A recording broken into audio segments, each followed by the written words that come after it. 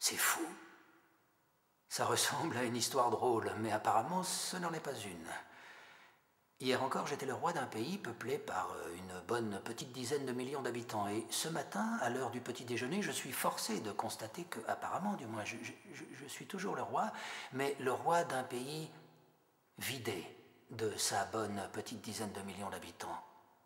Sans compter l'absence totale de faune et de flore.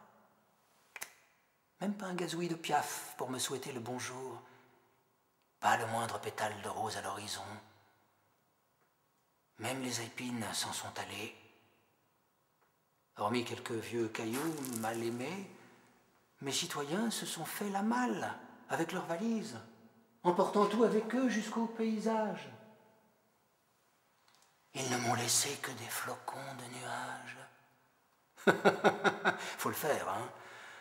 Un roi sans paysage, c'est un roi sans pays, et un roi sans pays, c'est un roi sans personne, et un roi sans personne, c'est personne. Donc, je n'existe plus. Merci, monsieur, dame, c'est gentil. Je vous jure, il y a de quoi se farcir une rupture d'anévrisme. Comment est-ce possible? Comment cela se peut-il? De la vie de tous, un si beau petit pays. Et ne voilà-t-il pas que ces beaux résidents s'en sont allés, envolés, disparus? À quoi ça rime? Ça ne tient pas la route, ni moins encore l'autoroute. Pourquoi mes très chers concitoyens s'en sont-ils partis comme amis que vent emporte, alors qu'à ma connaissance, ils ne vantaient même pas devant ma porte? Bon, il est vrai que je parle déjà à l'imparfait, même si au parfait nul n'est tenu, que j'étais le roi d'un pays surréaliste. De ce fait, j'aurais donc dû m'attendre un jour ou l'autre à un coup pareil. Ceci n'est pas un pays. Non d'une pipe. C'était couru, écrit, inscrit, ça ne pouvait pas ne pas arriver. Il n'empêche que ma garde aurait dû me mettre en garde, sinon à quoi bon avoir une garde si cette garde garde la bouche cousue? Mais non, j'aurais dû avoir la puce à l'oreille. Mais on ne pense pas assez à se mettre une puce à l'oreille. On est distrait, imprévoyant, inconséquent, et pour tout dire, bien trop optimiste. Ou alors, on croit que ce coup-là, ce sera pour le roi suivant. Ai-je mérité de démériter à ce point? Même la reine est partie. Oui, même ma reine. Sa couche est vide, ses draps sont froids et ses tiroirs aussi. Elle a tout emporté, de l'écran télé à cristaux liquides jusqu'aux savonnettes à mon effigie liquéfiée. Je trouve inouï que quand une reine vous quitte, elle pousse le détail jusqu'à emporter les savonnettes. C'est là un crime de lèse-majesté. Avec quoi à présent vais-je pouvoir me laver? Avec de la graisse de bœuf ou de lait de yak? Mais il n'y a plus de bœuf, même plus de yak! J'adore chipoter à mes motos. Surtout lorsque les affaires de l'État m'en laissent le loisir. Et quand on chipote, on se salit. C'est inévitable, incontournable, c'est de notoriété publique. Elle le sait parfaitement, la reine, que le chipotage salit. Aussi aurait-elle pu me laisser au moins une petite savonnette d'adieu, à défaut d'une petite savo-lettre. Après un nombre incalculable d'années de mariage et de coups d'opinel dans le contrat, après d'innombrables heures grises et poussiéreuses à musarder dans les musées, à musiner dans les usines, à crécher dans les crèches, à salonner dans les salons, à m'enfoirer dans les foires, à réenflammer le soldat le 11 du 11, à prendre soin des hôpitaux, à gagatiser des vœux annuels à la nation télévisuelle, je méritais mieux que cela! Me semble-t-il. Et mes enfants légitimes? Mes chiens à l'arrêt? Mon majordome polonais?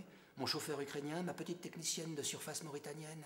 Et mon ami ostendais, que sont-ils devenus eux aussi?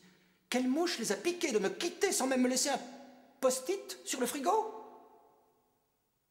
Tout à l'heure, j'ai téléphoné aux membres de la diaspora royale, encore en trône.